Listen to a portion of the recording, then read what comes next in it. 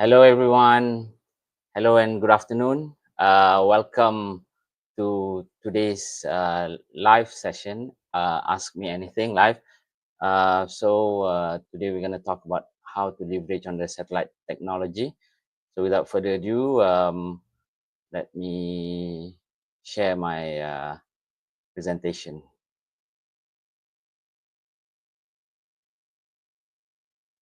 Okay, so the title for today's live is leveraging on satellite technology for EUDR. Okay, so before we begin, let's get to know each other, or get to know me. Who am I? So my name is Khairull Hafiz Ismail. I'm the Sustainable Plantation Division for BBC.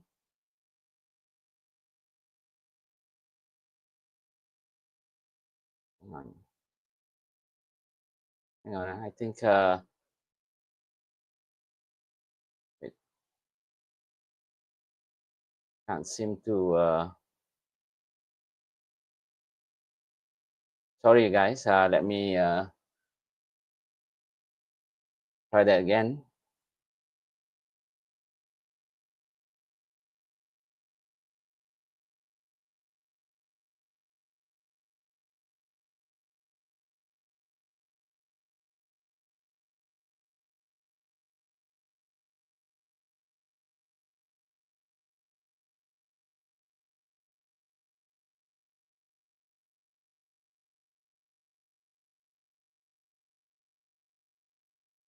Yeah, seems like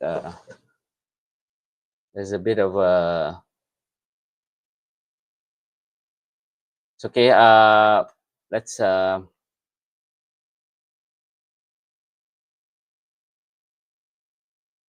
Okay.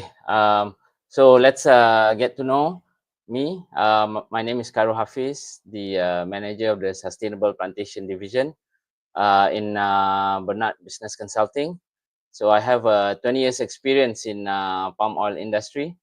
My official portfolio in when I was in the plantation industry was mill, estate operations, sustainability, and ESG. And then I venture out into consultancy. So I have both the experience as a client as well as the consultant. I'm also a HRD certified trainer. All right, a little bit about me. I'm an amputee, a one-legged guy, but I like anything that allows me to go fast. That includes cycling, running, or riding my motorcycle in Sepang. Okay. All right. So our agenda for today is number one, we're going to talk about the European Union Deforestation Regulation, or EUDR. We're gonna look into what is the definition of EUDR and how it's gonna affect the palm oil industry in Malaysia as well as Indonesia. And next, we're gonna see the satellite technology in agriculture and plantation, and then how to utilize satellite to tackle EUDR. Okay, so let's start. So EUDR, like I said just now, stands for European Union Deforestation Regulation. Okay. So the objective is they want to prevent deforestation and forest degradation to products that comes into the European Union. So any product that we sell to the EU has to be proven deforestation free. Okay. So the effective date of EUDR, it is adopted in June 23. It was originally targeted to be rolled out on December 30th, 2024. but now it's being pushed to December 30th, 2025, and then June 30th, 2025 for small and micro industry, it been pushed to June 30th, 2026. Okay, so the scope and affected commodities includes palm oil, soy, wood, cattle, cocoa, coffee, and rubber. If you look in at the picture, this shows the highest impacted, which is palm oil, to the least impacted. Okay, so what are the key compliance requirements? What does EUDR actually require? So number one, companies must prove that whatever they are selling to the EU are not linked to deforestation, meaning deforestation free after 31st December 2020. So companies have to show proof. You know, like how do you prove that this is that your commodity does not are not involved in deforestation? So number one, you have to provide traceability and due diligence. Business must collect geolocation data of the supply chain origins. Okay. And then as part of the risk assessment and mitigation, companies must analyze the risk and take measures to prevent deforestation-linked sourcing. Meaning, if part of your supply chain are involved in deforestation, then you have to show to the EU how you are not gonna include this as part of the product that is gonna be sent to the EU. And then you will also have to provide a due diligence report that is recognized by the EU before sending your goods. Okay, so this is important because it's not just writing any report, but the report, your due diligence, have to be recognized by the European Union. Okay, now next, so those are the key requirements, what you need to prepare.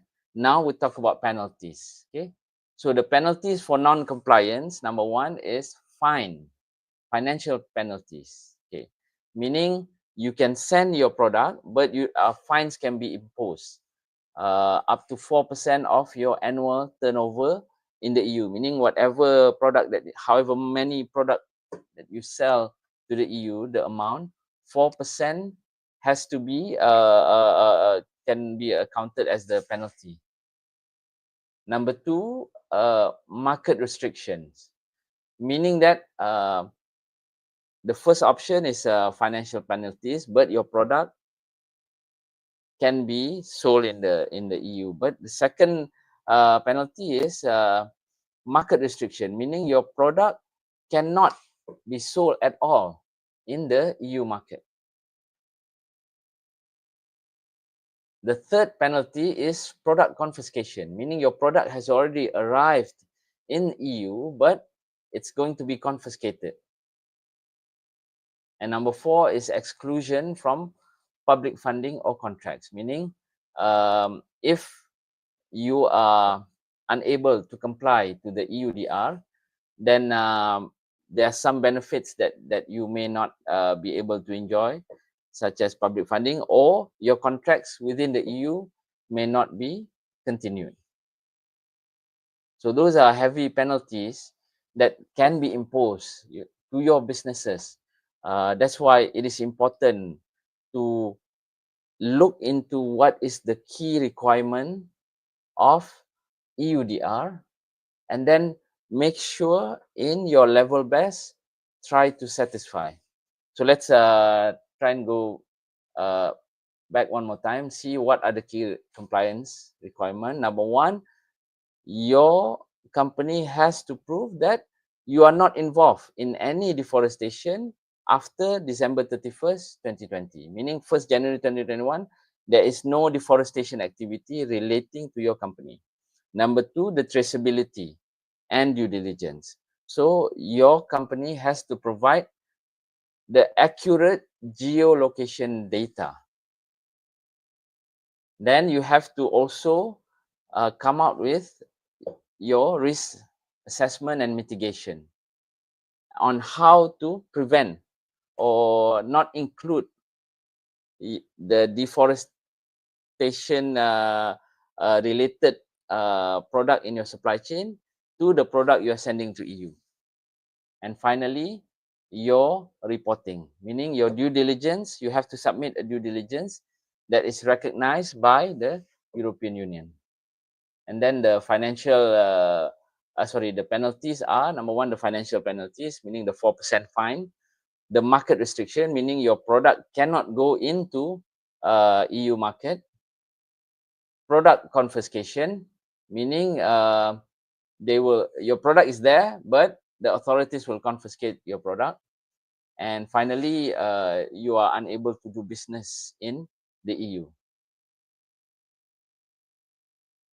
Okay.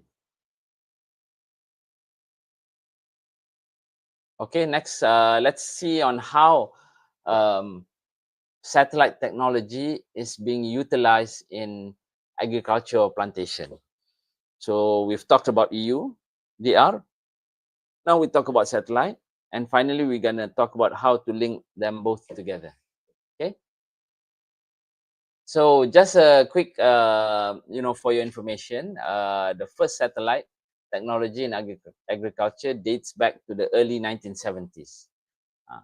So satellite is nothing new in the agriculture business. It has been used for so long.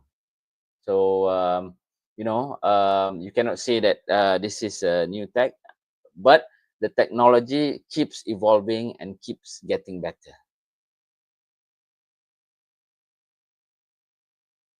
So here are some of the key applications, how you can use satellite technology in your plantation. Number one is crop monitoring and health assessment.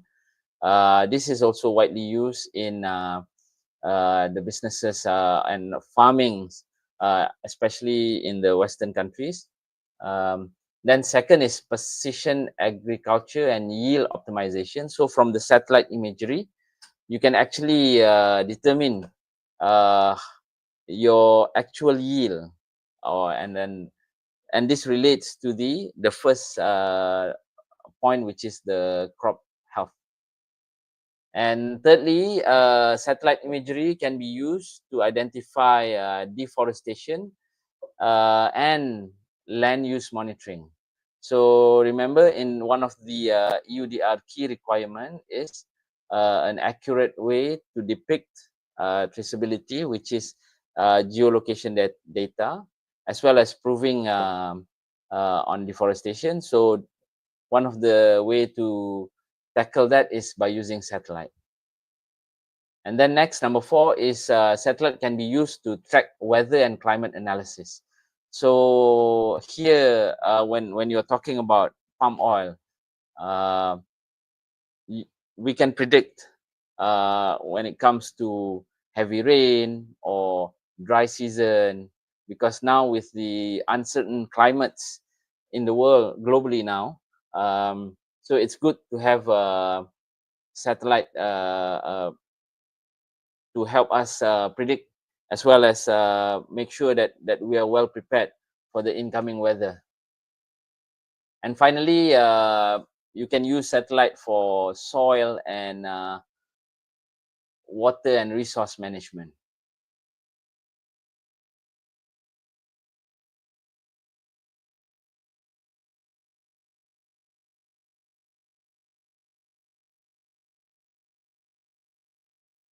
Right? Before we go on, I would like to also say hello and salam to everyone joining.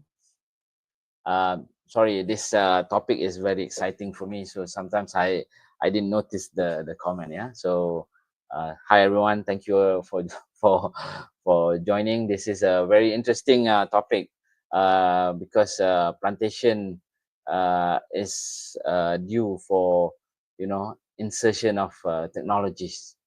So I'm very excited to share what we have and this technology to all our plantation audience, as well as everyone who joined the live. Okay, all right. So let's continue. What is the benefit to the plantation industry by using satellite? Number one, you get increased productivity through data-driven decision making, meaning your productivity is data-based, not on probability or guesstimate. So it's accurate data based on the satellite imagery and the data collection, the periodic data collection that you have collected from the satellite.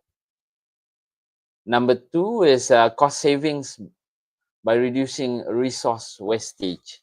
Okay, how do you say cost saving? So if we look back in the at the previous slide, okay, one of the usage of satellite is through precision agriculture and yield optimization.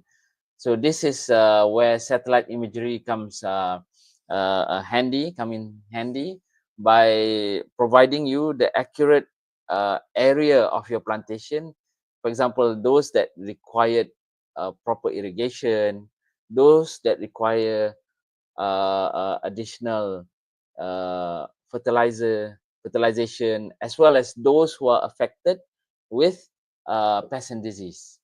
So by targeting accurately at these area, number one, you can help cost saving, for example, by pest and disease, by targeting the affected area and not ensuring that you don't lose your crop there due to pest and disease. It's the same as fertilization, so you don't under apply or over apply on a certain area, as well as for example, irrigation, to ensure that your plantation has enough ample water for the tree. Okay. Thirdly is sustainability compliance with deforestation law and ESG frameworks. So this is what we're talking about, EUDR. How can satellite help with complying with EUDR? By providing accurate imagery. And lastly, improve traceability for supply chain transparency.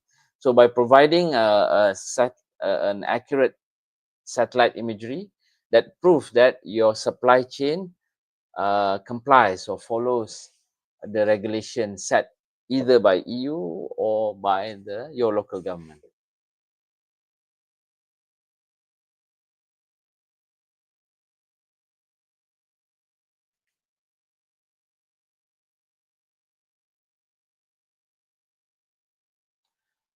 Now, let's see how can satellite help us to tackle this EUDR requirement.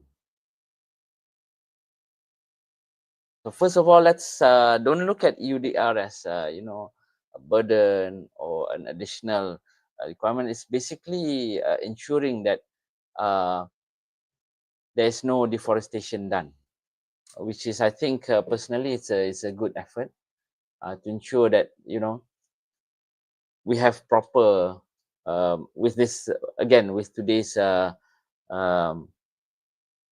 unpredictable climate. So it's good to ensure that we have enough forests in our world.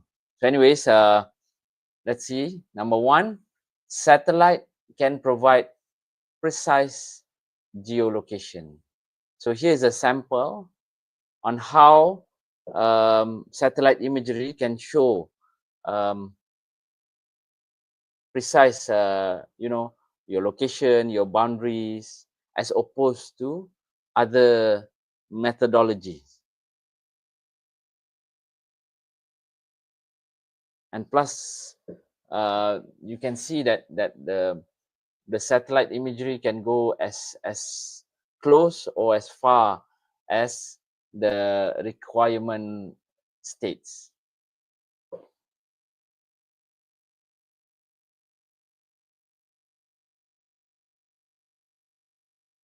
Next is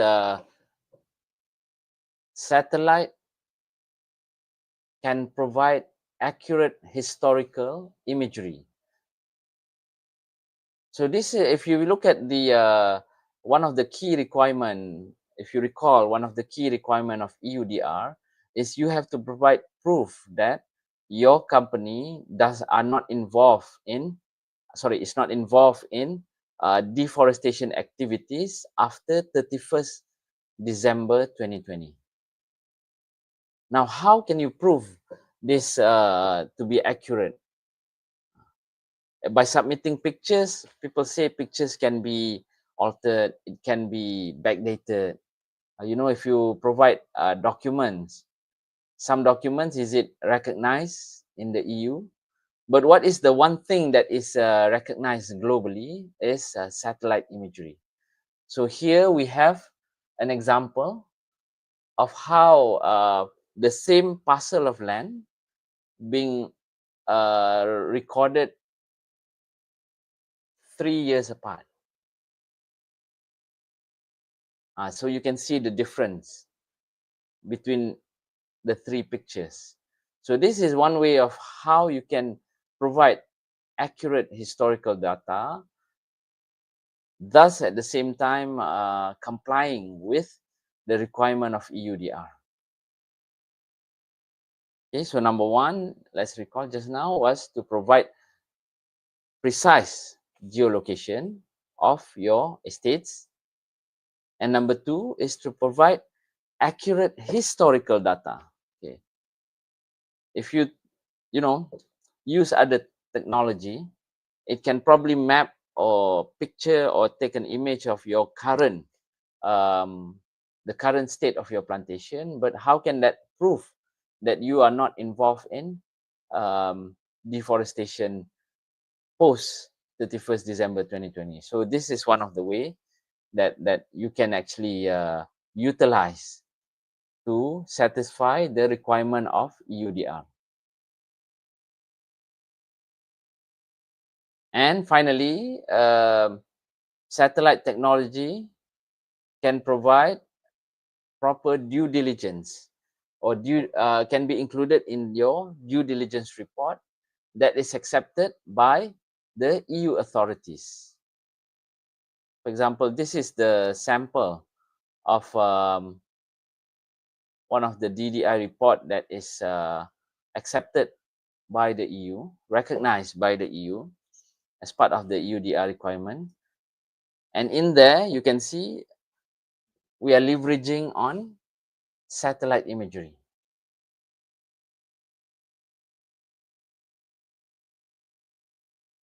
Okay, so here at BBC, this is what we are trying to, push forward the technology. The technology, how technology can work hand in hand with our current practice. You see, palm oil is a very traditional industry, but that does not mean that it cannot evolve. Now with the ever-evolving market requirement, especially from our customers in EU, so it's time that the palm oil industry itself evolve together with time.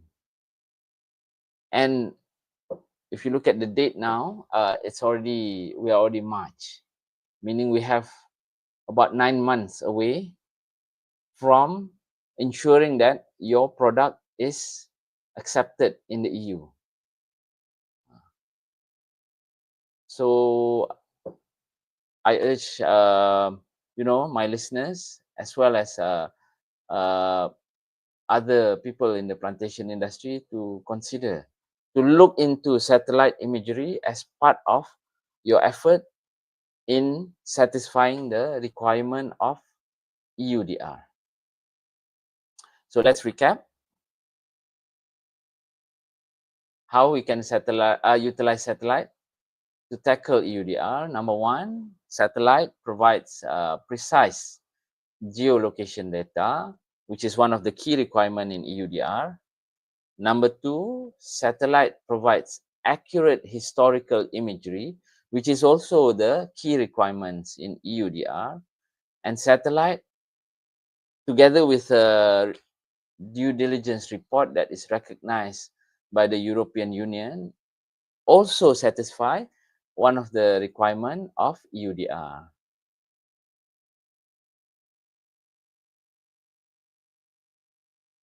Now,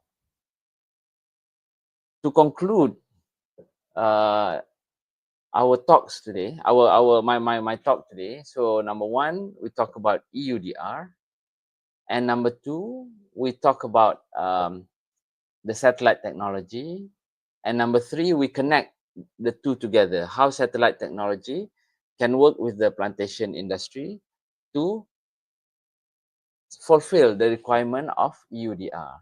And for that, I would like to invite my fellow listeners and everyone out there, spread the word. We are having a sit-down session on how, what EUDR means for Malaysia's palm oil industry.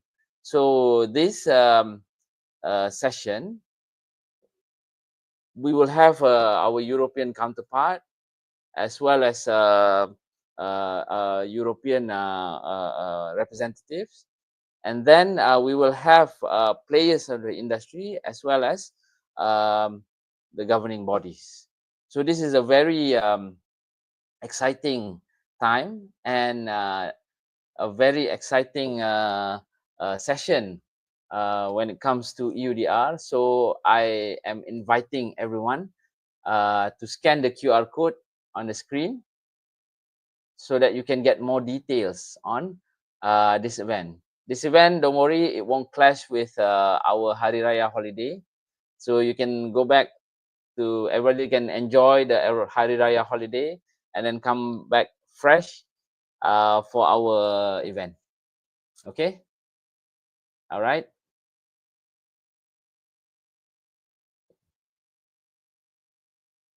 Now, okay. So I conclude my talks, and then I open the floor for Q&A. Okay, so let's just say, please, everyone, feel free to submit your question. So we have a question: if a palm oil product is already certified with RSPO, what else do I need to comply with EUDR? So let's get things clear first. RSPO is a certification. Yes, RSPO has in it elements of deforestation, namely the NDPE, no deforestation, peat and exploitation. But EUDR carries with it, EUDR is a requirement, compliance, and it carries with it a different set of key requirements, like for example the ones that we talked about just now. So if you are already certified with RSPO, that does not mean that you don't have to, you have automatically complied with EUDR.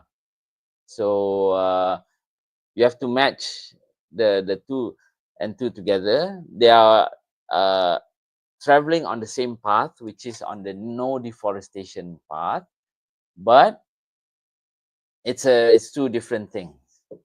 So make sure that you get the right advice, and we don't want after 31st December 2025 your product is unable to be marketed in the EU. Okay, next question. Can I invite my suppliers to the EUDR event? Yes, it's open, but it's on a first come first serve basis, because the seats are limited. So make sure you scan the QR code. We will showcase the QR code after this live event, as well as we're gonna put the link in the description below. So make sure you scan the QR code or go to the link and register as early as possible, because this is an exciting event. It's a very informative, and you can help to assist your organization in tackling the EUDR requirement.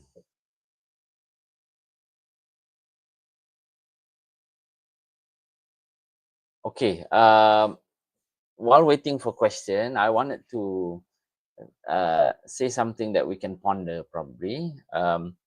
What happened if you submit a due diligence that is not recognized by the EU? So it's like answering question to an exam that is not related or not accurate to the question. It may or may not be accepted, but just to be on the safe side, I think it's better to have that confidence that your report, your due diligence report, is accepted by the European Union. So to learn more, to know more about the reporting that is accepted by the EU, so please come to our event, because we have our European counterpart that will explain more on this reporting and how it's important to have a report that is accepted by the European Union.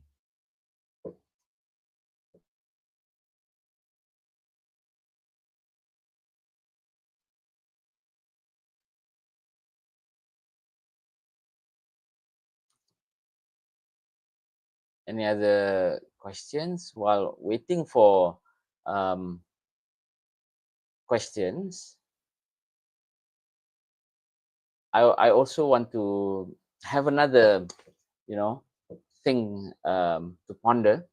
I'm sure it's no secret that several companies were affected by this non-compliance to requirement. Some are affected due to the NDPE non-compliance. Some big companies are affected due to the social non-compliance, the suspecting of forced labor or human rights.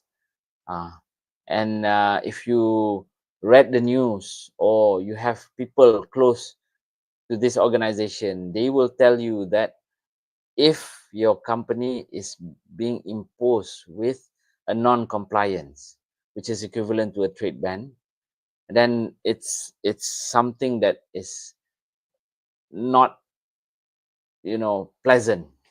I would say it's not pleasant, and it's a very tedious as well as costly work to undo the non-compliance. Therefore, I think it's more important to actually make sure that for this EUDR, you comply to all the key requirements, so that your product or your company does not fall into the non-compliant category. Just now we talked about the penalties, financial penalties. Your product unable to enter the European market, or your product is there but it is being confiscated, or you are unable to do market, to be involved in the European market. So these are some of the penalties that is going to be costly to your organization. Therefore, I think in my personal view, because I personally have had experience with non-compliance when it comes to the market, my previous organization. So it's not an easy period for us. And I'm sure people from other organization can agree that you know, you don't want to fall in this non-compliance category. So therefore, I think it's important to see as well as to ensure that you abide to the EUDR requirement. Okay, we have one last question. Okay, here's a question we had from our client. Okay, what are the key differences between drone mapping and satellite imagery in supporting EUDR compliance, and how can each be strategically used? Okay, now again, technology is, you know, it's like your for example, your car. You drive a normal internal combustion engine, you drive a hybrid, or you drive an EV. Both have their own merits and both also sorry, not both, all three have their own merits and all three have their own cons. And then technology has advanced so much now that the internal combustion engine is more and more efficient. You couple it with battery, it becomes hybrid, it becomes more efficient. So it's the same thing with satellite imagery and say drone mapping. But there are limitations in technologies. For example, can drone provide historical data? So you can fly your drone, take picture, and claim that this is from 2016 or 2020, but is it acceptable? So because one of the key requirement is providing accurate historical data that your company was not involved in any deforestation. So again, there are pros and cons. Drone might be more suitable for close range. You can get more details. But when it comes to requirement, EUDR requirement like historical data, then I think satellite imagery has the upper hand. Okay. All right. Okay, so that's all for my session today. Thank you so much, everyone, for listening. Thank you for, you know, lending me your ears and you know, being involved in this important discussion, because this, I think, will shape the direction of the plantation industry moving forward. Okay, thank you so much. I wish you all the best. Don't forget to register for our event. We will provide you the QR codes, or you can go to the link in the description below. Thank you very much, everyone. Bye.